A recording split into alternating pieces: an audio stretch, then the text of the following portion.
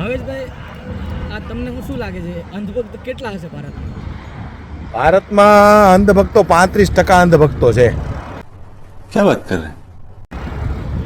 35% અંધભક્તો છે જે ભક્તિમાં એટલા લીન થઈ ગયા છે કે કોઈ પણ જાતે સુધારવા માંગતા જ નથી. સમજ્યા? તો તમને શું લાગે છે, ક્યારે સુધરશે અંધભક્તો? અંધભક્તો ન સુધરે જ્યાં સુધી એમના આકા સત્તામાં છે ત્યાં સુધી અંધભક્તો ક્યારેય નહીં સુધરે. તો જ્યારે આ બધા અંધભક્તો જતા રહેશે ત્યારે ભાજપનું શું થશે? અંધભક્તો જતા રહે એમ? હા. અંધભક્તો જાહે નહીં, પબ્લિક એને મારી મારીને ભગાડશે. આ અંધભક્તો જે દી સત્તા ગઈ ને ભાજપની તે દી અંધભક્તોને ગોતી ગોતીને મારવાના છે. જોજો તું.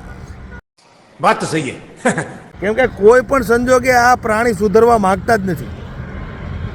સાચું શું છે ખોટું શું છે એને ખબર જ નથી પડતી.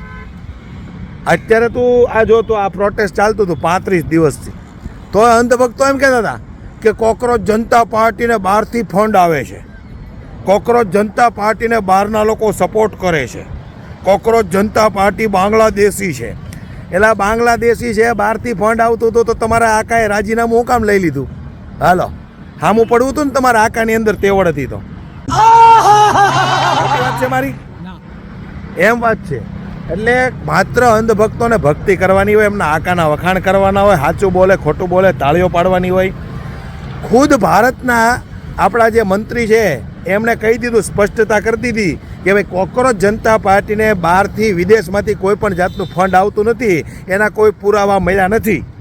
તોય આ અંધભક્તો માનવા તૈયાર નથી. બોલો, એનો મંત્રી એમ કહે ને કે ભાઈ કોઈ પુરાવા નથી મળ્યા, તોય ન માને, તોય ન માને. એટલે આ અંધભક્ત એક એવી પ્રજાતિ છે કે જે રોજ નવી નવી ઉદ્ભવ થતી જાય છે. જ્યાં સુધી એમના આકા છે ત્યાં સુધી અંધભક્તો મરવાના નથી. ભાવેશભાઈ, દેશના જવાન હોય, શિક્ષકો હોય, સ્ટુડન્ટ હોય, ખેડૂતો હોય, આટલા બધા લોકો આંદોલન કરે તો આ અંધભક્તોની આંખો કેમ નથી ખુલતી? અંધભક્તોની આંખો, મેં કીધું એમ, અંધભક્તોની આંખો ત્યારે ઉઘડશે જ્યારે એમના આકા સત્તામાંથી જાહે. બાકી તમે જાણો છો, ખેડૂતો પરેશાન, સ્ટુડન્ટો પરેશાન, યુવાઓ પરેશાન, ફૌજીઓ દેશના જવાનોય પરેશાન છે.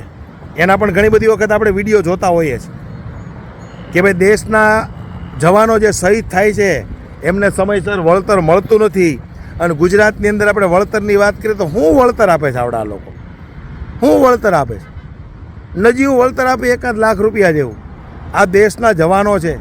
હું તો એમ કહું કે દેશના જવાનોને બુલેટ પ્રૂફ જેકેટ હોવું પડે, અને ગમે ત્યારે દેશનો જવાન શહીદ થાય ને એટલે એક જવાનને 5-5 કરોડ રૂપિયા આપવા પડે. પણ આ લોકો શું છે? ભૂખડ છે, ચોર છે, માત્ર એમની તિજોરીઓ ભરે છે.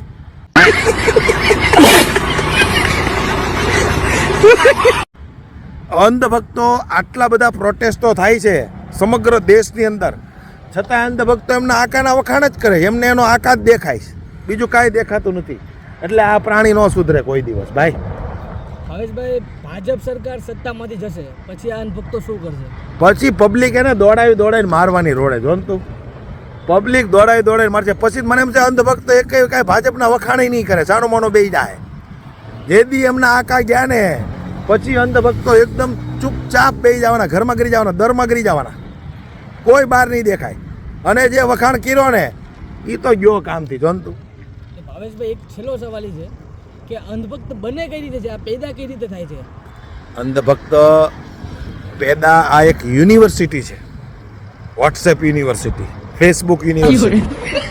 એની અંદર એ લોકોને કાયમને માટે એમના આકાના સારા કામો, ખરાબ કામ હોય તો સારા કામો તરીકે દર્શાવવાના. વોટ્સએપની અંદર કાયમને માટે એમના આકાના વખાણ કરતા વિડીયો નાખવાના. એટલે અંધભક્તોને એમ થઈ જાય કે ભાઈ નહીં, અમારા આકા જે કામ કરે છે એકદમ બરોબર કરે છે. આ એવી રીતે ધીમે ધીમે અંધભક્તો પેદા થાય. એનામાં સચ્ચાઈ સહન કરવાની તાકાત નથી, એટલે આ લોકોને અંધભક્ત કહેવામાં આવે છે. એને માત્ર એક જ વસ્તુ દેખાય કે અમારા આકાએ જે કર્યું એ જ સાચું, બાકી બધું ખોટું. એ બધું ખોટું. એનું નામ અંધભક્ત.